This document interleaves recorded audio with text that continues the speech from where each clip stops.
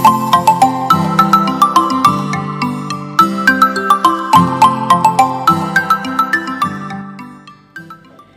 selamat pagi. Assalamualaikum warahmatullahi wabarakatuh. Kata warga dari Sinerga dimanapun Anda berada. Kembali menyapa lagi di seputaran Jalan Melati Purwosari Wonosari Gunung Kidul di 89.9 FM Radio Suara Deksi Sinerga, media informasi dan hiburan yang mendidik, bermanfaat dan bermartabat. Kembali lagi masih bareng kita di pagi kali ini. Seperti yang sudah disampaikan bahwasanya pagi kali ini kita akan bersama dengan DP3 AKBPM di Kabupaten Gunung Kidul ya. Wah, tadi sudah kita sedikit cuplikan dengan warga desa Sinerga tentang tema kita di pagi kali ini. Ini mungkin sangat bermanfaat sekali untuk Bapak Ibu yang ada di rumah gitu ya. Dan juga para remaja nih mungkin yang sekarang masih berkegiatan di rumah gitu ya, masih online dan lain sebagainya dengan warga desa Sinerga. Karena ini temanya sangat sangat menarik sekali. Ada cinta remaja, cinta terencana. Wah, ngomongin tentang cinta-cinta nih kata warga desa Sinerga. Gak usah berlama-lama, sudah ada dua narasumber yang hadir menemani kita di kesempatan pagi kali ini. Langsung kita perkenalkan terlebih dahulu ya. Ini yang pertama ada yang cantik-cantik nih kata warga desa Sinerga. Ada Ibu Asar Janjang Lestari, beliau dari DP3 AKBPM di Kabupaten Gunung Kidul. Selamat pagi Ibu. Selamat pagi Mbak Gita. Gimana kabarnya hari ini? That's fine. Luar biasa, semangat gitu ya. Masih banyak sekali kegiatan-kegiatan gitu ya Bu, yang mungkin di akhir-akhir tahun kayak gini tuh pasti bakal banyak sekali gitu ya kegiatan. Tapi tetap harus jaga protokol kesehatan secara ketat gitu ya Bu ya. Oke, mendampingi ada Ibu Asar Janjang Lestari. Ini ada Gus Brun nih kata warga desa Sinerga, beliau juga dari DP3 AKBPM di Kabupaten Gunung Kidul. Kita sapa deh. Selamat pagi Gus Brun. Selamat pagi Mbak Gita. Gimana kabarnya hari ini? Alhamdulillah, sama dengan Bu Asar. Sehat gitu ya, alhamdulillah, tetap jaga terus gitu ya Pak ya, walaupun banyak sekali kegiatan kita lihat. Betul. Ini banyak sekali, kadang mengisi juga di hari Kamis gitu ya Gus. Betul, ya terima kasih. Nanti malam. Oh nanti malam. Jangan lupa nanti. Oke. Nah di pagi kali ini Bu Asa dan juga Gus Brur kita akan membahas tentang cinta remaja dan juga cinta terencana. Cinta remaja dan cinta terencana. Wah, ngomongin tentang cinta-cintaan nih, kita kayaknya pas banget ini Bu, kan kita belum nikah gitu ya. Wah nanti. Nah ini kayaknya cocok gitu ya.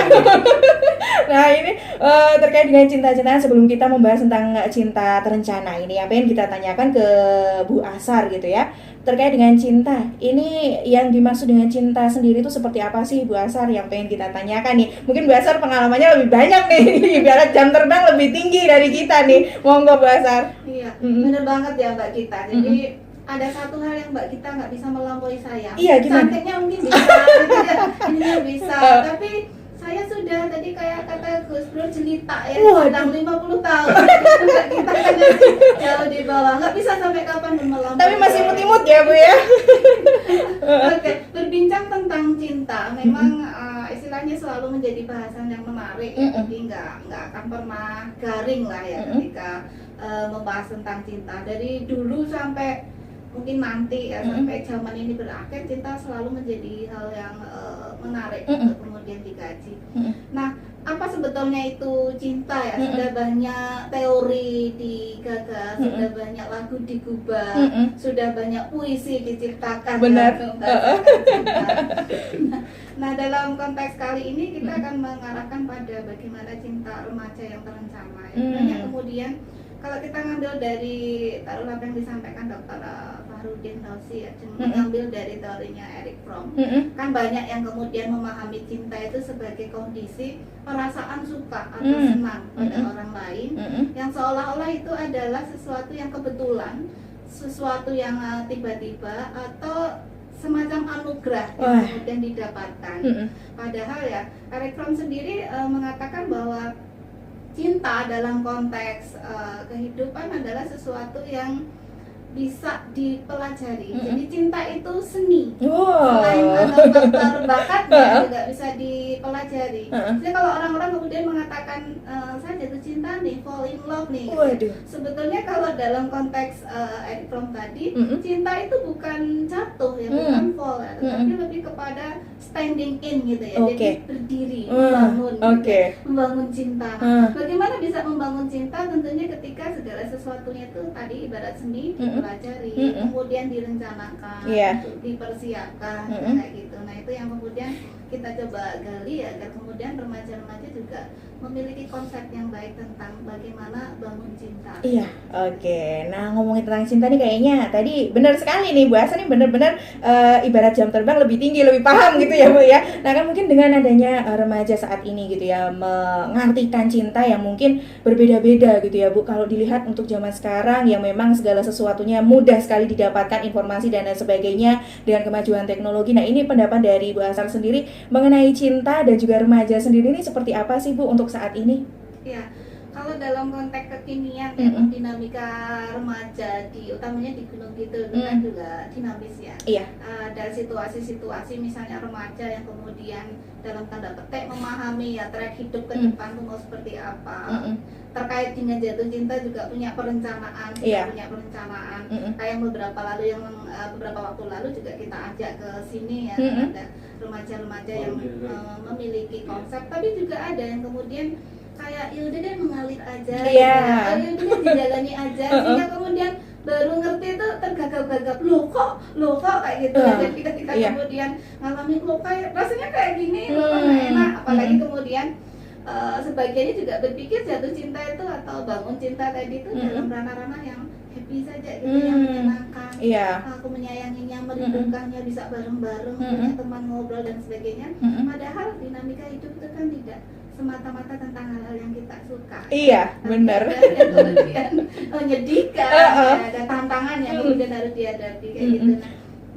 Ya, kalau ngomongin tentang cinta nih Bu ya, sedikit pengalaman gitu ya, mungkin dari teman-teman juga nih. Kalau ngomongin tentang cinta tuh ada juga cinta itu yang menyakitkan. Itu mungkin tergantung orangnya juga gitu ya Bu ya. Iya, benar banget. Tergantung orangnya, tergantung juga mungkin kisahnya tuh mau dibawa kemana juga. Nah, wah, lah ini nanti kapan-kapan deh kita lanjut gitu ya.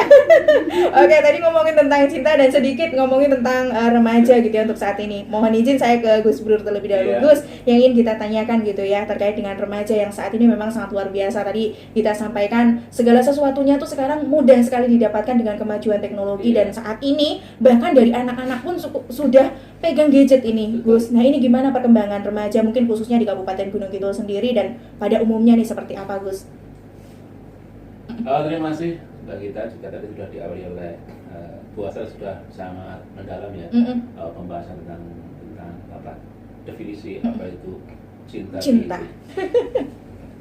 Jadi kalau saya kembali ke konsep remaja kan kalau dalam versi BKKN kan antara usia 10 sampai 24 tahun dan belum menikah. Kalau sudah menikah belum sudah bukan remaja lagi. Dan remaja itu kan masa peralihan dari anak-anak menuju dewasa gitu. Dan ketika masa-masa peralihan tadi tentu apa ya? Jadi itu kan masa-masa transisi. Jadi ketika dia masih dalam proses mencari identitas, mencari jati diri gitu kan. Nah, dia kemudian banyak mencoba. Nah, apalagi terus sekarang dimudahkan dengan fasilitas yang begitu melimpahnya ya, informasi, teknologi, informasi dan segala macam ya, apalagi juga dengan tadi kita katakan gadget tadi itu ya. Itu kalau kita tidak bisa mengelola diri kita dengan sebaik-baiknya ya, terus bagaimana kita jangan gampang terlena, terus juga jangan gampang terbawa oleh mungkin pengaruh teman-temannya gitu kan. Itu penting sekali ya. Di samping mungkin manajemen diri yang baik juga tidak kalah pentingnya adalah pantauan dari orang tua dari keluarga itu jangan sampai dilenakan. Karena sekarang kasus-kasus ya saya pikir bukan cuma di Gunung Kidul ya. Angka-angka kasus kenakalan remaja ya yang itu sebagai dampak dari dia bergumulnya dengan kes tadi sudah banyak sekali ya.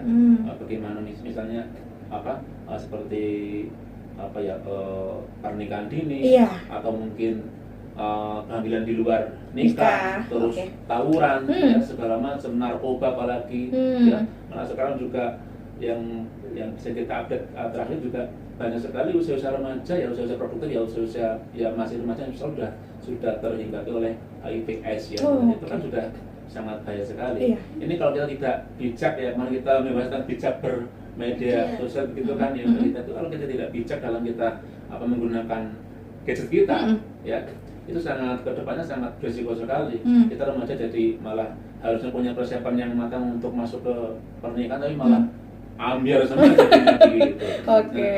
Jadi tidak hanya di Gunung Kidul, sekarang kita tantangannya mungkin nasional. Remaja ditekan pada dia kebimbangan, dia seperti seperti tidak belum punya konsep diri yang baik, itu gampang terombang-ambing, gampang terbawa oleh peer groupnya begitu kan.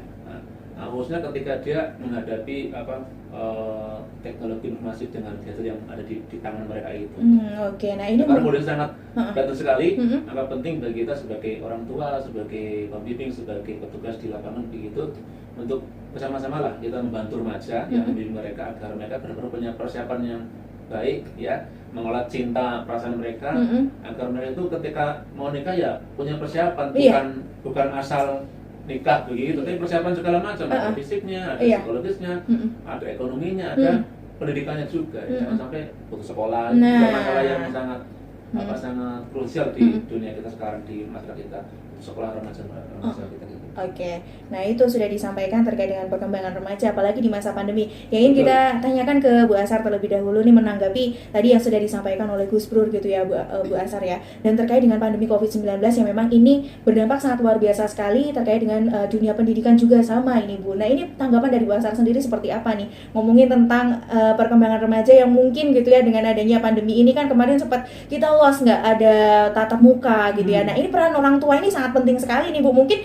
dengan adanya diberikannya gadget ini juga orang tua harus tahu sandi-sandinya gitu, jangan malah ditutup-tutupi gitu, karena kita juga harus paham gitu ya siapa anak kita itu bergaul dengan siapa. Mungkin bagaimana tanggapan dari Bu Asar sendiri? Ya, benar banget ya Mbak Gita. Jadi dengan adanya pandemi COVID ya, dimana kemudian para remaja itu banyak di rumah ya, karena memang tidak ada tatap muka, sempat tidak ada tatap muka belas. Sekarang ada tatap muka terbatas. Dengan banyak di rumah kan artinya peran atau posisi keluarga itu menjadi vital ya, untuk kemudian membersamai remaja itu dalam kehidupan kesehariannya. Salah satu tantangan memang pada penggunaan gadget, media sosial itu tadi. Nah, kalau menurut saya karena remaja itu istilahnya kayak tadi Pak Sabrul sampaikan, transisi antara masa kanak-kanak ke masa dewasa, dia juga memiliki gaya-gaya yang khas ya, gaya perkembangannya. Nah misalnya terkait dengan gadget tadi, bagaimana agar kemudian tidak menimbulkan hal-hal yang misalnya negatif atau tidak kita inginkan. Mungkin kalau cara-cara yang bisa diterapkan adalah dengan membangun komunikasi yang baik ya. Nah komunikasi dengan remaja kan beda ya, dengan komunikasi dengan orang tua. Artinya orang tua memposisikan diri sebagai sahabat, sebagai teman ya. Misalnya kita khawatir gitu ya, orang tua kan pasti, aduh kok anakku nggak lepas-lepas dari HP, lama banget ngapain, katanya ngerjain tugasnya kan masa selama itu habisnya. Tentu akan tidak nyaman ketika misalnya orang tua terus langsung udah sini ambil HP-nya buat mama misalnya. Dari tadi komenan HP terus, itu nggak nyaman kan, karena remaja bukan kayak anak kecil lagi gitu. Nah mungkin bahasa-bahasa boleh dong lihat bareng. Kalau mau banget sih mainan HP, lagi ngobrolin apa toh, boleh dong mama tahu misalnya. Itu kan bisa kita temui ya. Artinya membangun bahasa-bahasa komunikasi yang lebih bersahabat dan sesuai dengan karakter atau tahap perkembangan. Oke, jadi memang kita mungkin mengubah suasana di rumah juga gitu ya Bu, lebih homey lagi dan lain sebagainya gitu ya Bu ya. Apalagi mungkin untuk teman-teman yang mungkin mereka juga sebenarnya bosan sekali Bu, remaja-remaja ini mungkin yang seharusnya mereka itu bisa berinteraksi dengan teman-teman gitu kan, di sekolah main bareng dan lain sebagainya. Nah dengan adanya pandemi ini, dengan adanya pandemi COVID-19, dengan kemudahan informasi-informasi yang bisa kita dapatkan. Ngomongin tentang narkoba tadi sedikit gitu ya. Sekarang narkoba itu juga sangat jahat sekali gitu ya Pak Sabrul ya. Apalagi sekarang ini bahkan di online. Ini bisa juga. Nah ini mungkin dipesan lewat online dan sebagainya. Nah ini mungkin dengan kedekatan antara orang tua ini juga harus lebih dibangun lagi gitu ya Gus ya. Gimana nih tanggapannya Gus? Sedikit saja. Jadi tadi saya sepakat dengan Bu Asar. Jadi bagaimana kita juga tadi Mbak kita sampaikan, bagaimana kita di rumah itu membangun suasana yang lebih nyaman bagi anak, bagi remaja kita. Nah, saya sendiri juga sebagai orang tua kadang-kadang menghadapi kendala seperti itu. Ya mungkin Mbak kita sebagai anak juga mungkin pengalamannya sama begitu ya. Jadi memang kalau untuk remaja butuh pendekatan khusus, ya toh. tadi Bu Asar sampaikan bahwa kita harus berposisi seakan-akan sebagai teman, sebagai mitra begitu kan. Remaja itu anak itu sudah tidak boleh dikerasi lagi begitu kan. Karena kalau saya merujuk ke agama ya kita Iya. itu anak-anak ya kita tidak boleh memukul ya kepada anak kita ya orang tua ya dengan alasan apapun kecuali ketika dia itu tidak mau melaksanakan sholat. Kalau selain itu kita tidak boleh menggunakan kekerasan. Itu pun ketika kita memukul anak dia tidak mau sholat tidak boleh sembarangan memukul. Jadi hanya di bagian yang yang tidak riskan gitu, tidak krusial ketika kita pukul itu mungkin di bagian tubuh yang bukan yang kita seperti kepala badan nggak boleh begitu kan. Itu Nabi mengajarkan seperti itu. Jadi betapa kita butuh pendekatan khusus kepada anak kita ya, khususnya apalagi ketika dia remaja begitu kan. Dengan kita mengerti dunia dia begitu ya, karena memang dunia remaja itu kan dia lebih akrab dengan teman-temannya, lebih berdebat dengan teman-temannya begitu. Jadi mungkin kita butuh trik khusus ya, tidak langsung serta-merta kepada anak kita, tapi mungkin bisa dengan lewat temannya. Kalau saya pikir kita minta passwordnya, pasti dia akan nggak mau begitu kan. Terus memang udah ada komitmen dulu. Tapi kalau kita paksa pasti dia nggak mau begitu, saya yakin. Ini mungkin butuh pendekatan khusus ya. Ketika kita tahu anak kita kita mungkin bisa partner dengan lewat temannya begitu kan. Jadi saya yakin masing-masing orang tua mungkin itu bahasa dia punya latar belakang yang berbeda-beda, tidak bisa kita samakan lah ya. Tidak samakan mungkin ya, dia mungkin punya cara yang berbeda ketika pendekatan dengan anak-anak. Tapi prinsipnya tadi itu ketika kita berhadapan dengan anak yang sudah remaja ya bukan dengan kekerasan terus posisikan dia sebagai mitra, sebagai teman, sebagai sahabat begitu. Jangan seperti kita kayak bos dengan banyak otoriter tuh sangat tidak efektif begitu. Butuh pendekatan khusus ya. Iya, kita juga cocok sekali nih dengan bahasa tadi. Jadi memang kita harus cara komunikasinya juga harus berbeda gitu ya, lebih seperti kawan, lebih seperti sahabat gitu ya. Nah tadi ngomongin tentang edukasi. Kalau ngomongin juga dengan cinta terencana ini, kalau dari DP3 AKBPMD Kabupaten Gunung Kidul ini program apa nih yang ada terkait dengan untuk mensukseskan cinta terencana ini? Mungkin dari bahasa dulu nih bisa disampaikan. Baik, jadi kita berharap remaja-remaja itu memang ketika jatuh cinta itu dalam kondisi yang siap jatuh cinta, memiliki rencana untuk jatuh cinta, kemudian bekal-bekalnya juga siap gitu ya. Dalam konteks program kita ada penyiapan kehidupan berkeluarga bagi remaja, PKBR yang di dalamnya tentunya segala sesuatu itu kalau terencana dengan baik maka akan memberikan hasil yang baik juga karena ibarat kata sebuah proyek maka perencanaan itu kan sudah 50%-nya dulu dipegang gitu ya. Nah kemudian juga ada kegiatan-kegiatan yang dalam konteks PKBR itu dirumuskan. Kalau yang terkini kita dengan genre-nya ya, jadi kemudian dengan kegiatan PR remaja ya, kemudian juga kalau di DP3 sendiri ada forum forum genre-nya juga ada gitu ya. Kemudian hal-hal forum anak juga ada gitu ya. Itu nanti rencana pertemuan minggu depan itu dari forum anak. Gitu. Menyambung gitu ya, Bu. Kita berharap melalui media edukasi radio ini kalayak juga paham ternyata remaja-remaja Gunung Kidul yang dalam konteks memiliki perencanaan itu juga banyak ada dan bisa memberikan impact yang baik pada remaja-remaja yang lain. Jadi kalau bicara program mungkin itu tadi yang dilakukan.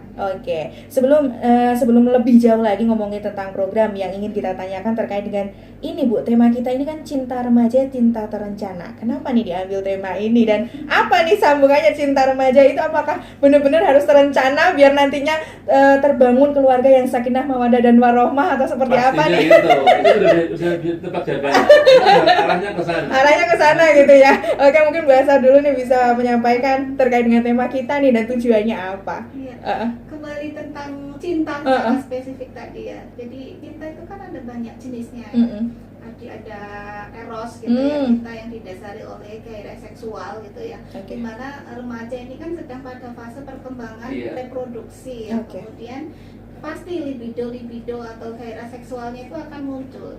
Nah kalau kemudian cintanya itu tidak direncanakan, maka dorongan curiosity-nya ya, rasa ingin tahunya itu akan lebih besar, dan itu bisa kemudian membuat dia berada pada jalur kehidupan yang tidak semestinya gitu lah. Jadi ada tahap-tahap perkembangan yang mungkin secara norma dan etika tidak semestinya dilakukan. Ketika kemudian fase dia misalnya cinta dalam konteks eros ini kemudian tidak direncanakan atau tidak dipahami dengan baik. Ini kan dengan adanya misalnya married by accident gitu pernikahan dini yang lumayan ada di gunung kita. Banyak, masih banyak. Masih banyak ya, itu yang juga sedang kita coba untuk bersama-sama ya di DP3AKP atasi. Kemudian ada cinta pilia ya, persahabatan.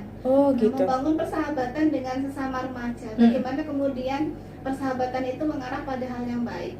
Karena mungkin kalau Gus Dur bilang itu kan orang itu akan sangat ditentukan oleh seperti apa teman-temannya. Gitu. Kalau remaja kemudian salah gaul, misalnya dia pakai nafsa, kemudian fisik dan sebagainya, nah dia kemudian memaknai konsep pilia persahabatan ini kan bisa juga kesasar-sasar gitu ya. Ada bentuk cinta yang lain, ludus gitu ya, agape ya, cinta kepada semua orang lah.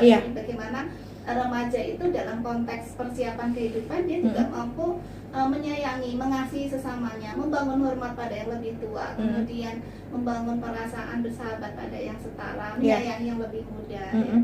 Kemudian juga ada bentuk-bentuk cinta yang lain ya, mania, storage dan sebagainya. Nah, dalam konteks kenapa kita mengambil temanya itu cinta remaja, cinta terencana, karena diakui atau tidak diakui masa jatuh cinta, mengenal cinta, first love gitu ya, kemudian juga gairah cinta yang mungkin meluap menggebu itu dia banyak dialami pada masa-masa remaja ini. Jadi ini kan masa yang sangat sensitif ya pada dinamika kehidupan cintanya. Nah, selain itu tadi ya, ketika kemudian sebagai sebuah seni ya, cinta sebagai sebuah seni itu kemudian tidak dibekali dengan ilmu, artinya tidak mempelajari, karena seni itu kan selain faktor bakat itu juga ada faktor bagaimana kita mempelajarinya ya.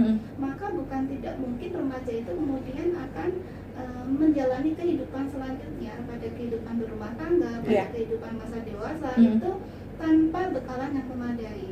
Nah, sementara dalam konteks kerja kita ya di DP3AKP, kita sama-sama mencoba untuk menyamakan persepsi di kalangan remaja bahwa keluarga itu adalah fondasi bagi pembangunan bangsa. Artinya bagaimana ketika remaja itu hendak membangun sebuah bangunan keluarga, maka dia sudah memiliki perencanaan. Jatuh cinta itu boleh ya, membangun cinta ya, standing in lah itu silakan, tapi jangan dong coba-coba gitu. Jatuh cinta juga direncanakan sehingga kehidupan kedepannya juga lebih mantap. Oke, nah ini apalagi untuk teman-teman yang sekarang sudah mau mempersiapkan untuk ke jenjang lebih serius lagi gitu ya Bu ya. Nah ini agar lebih direncanakan lagi, jangan cuma mau hidup nikah itu hanya bermodalkan dengan cinta. Waduh, itu kayaknya udah di pikirannya saya penting nganggo cinta lah, dasarnya nganggo cinta. Padahal nggak bisa ya bahasanya kalau walaupun mau pakai cinta ya direncanakan tetap. Iya benar gitu. Nah tujuannya sendiri ini Bu terkait dengan cinta terencana tadi itu seperti apa? Ya, tujuan utama memang bahwa remaja-remaja itu mampu ya memiliki kesiapan yang paripurna untuk kehidupan berkeluarga, dan kedepannya mampu membangun keluarga yang kokoh gitu ya. Barangkali itu ya. Oke.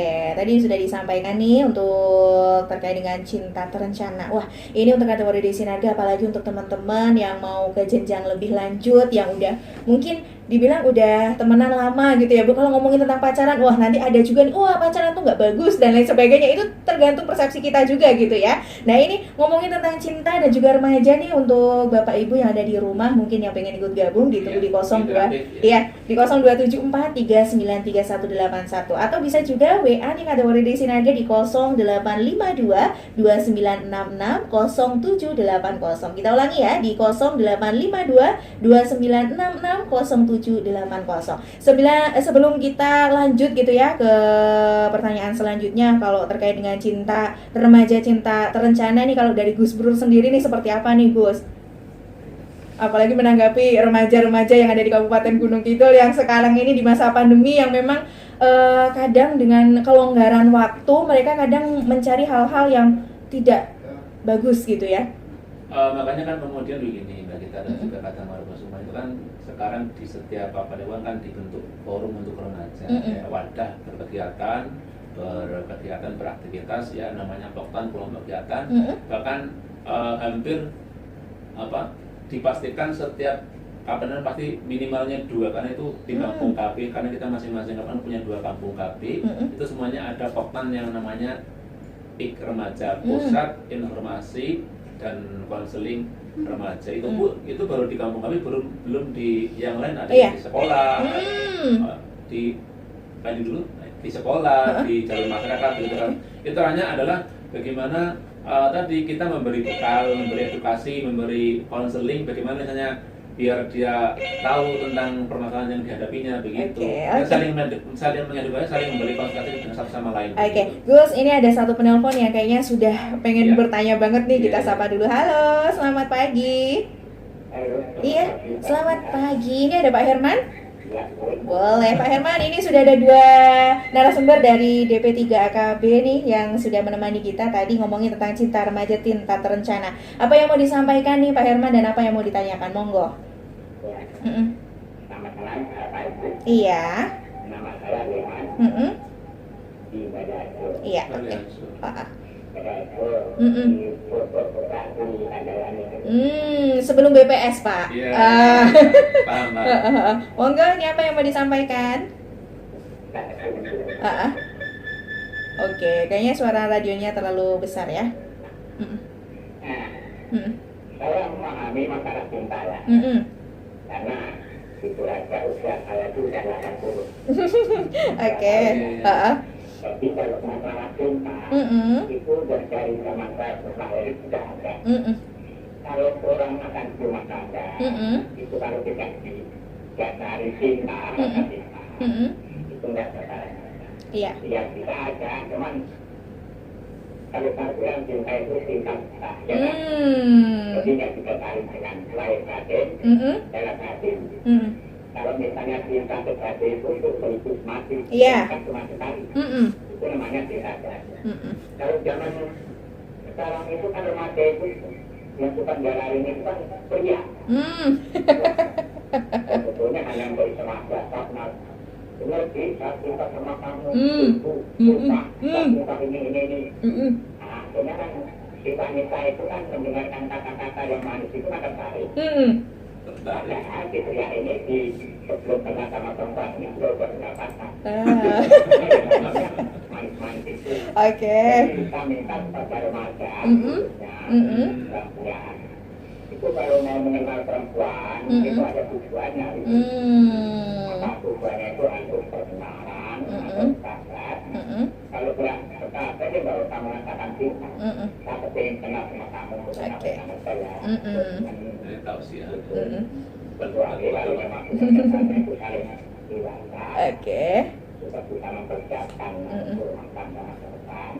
Itu mengatakan cinta yang sebenarnya nggak usah pakai tempat-tempat lah. Artinya cinta. Iya. Sekarang ini maaf saya pernah lihat di TV itu sampai nggak suka itu. Sumpah saya ini wah ini kamu nama saya gitu. No gitu. Iya sampai nggak suka itu. Iya.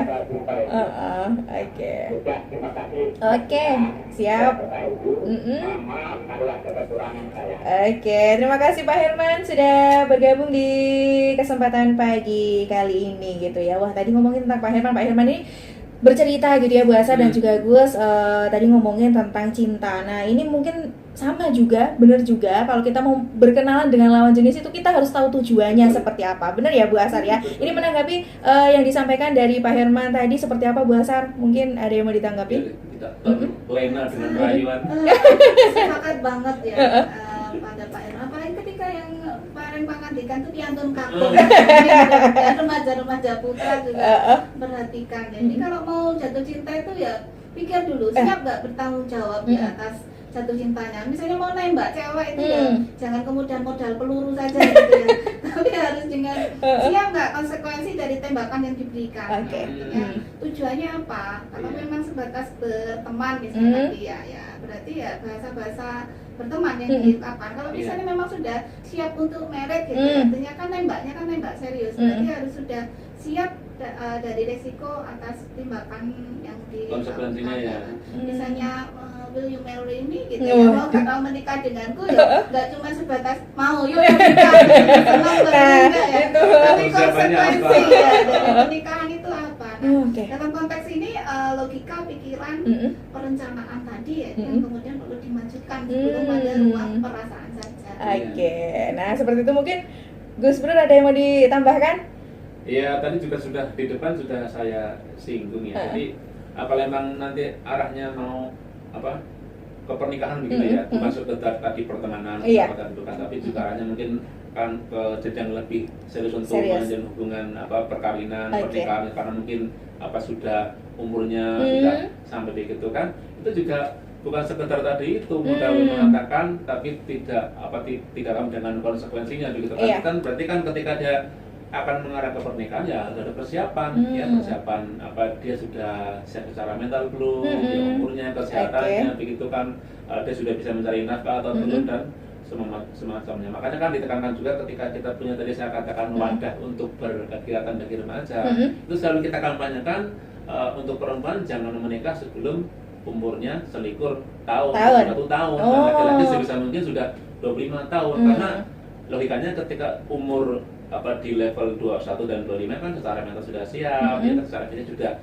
matang, dan kemungkinan besar ya ketika umur 25 si laki-laki dia sudah punya kemampuan untuk mencari nafkah, sudah rampung pendidikannya begitu kan. Tapi kalau masih SMP masa mau I love you kayak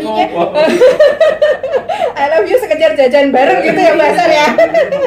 Kita namanya kadang mengatakan itu cuma cinta meleleh, kan tidak ada komitmen. Lebih serius tidak ada, saya yakin. Karena cinta sebehati itu tadi cinta sehidup semati kalau kata Pak Herman ya.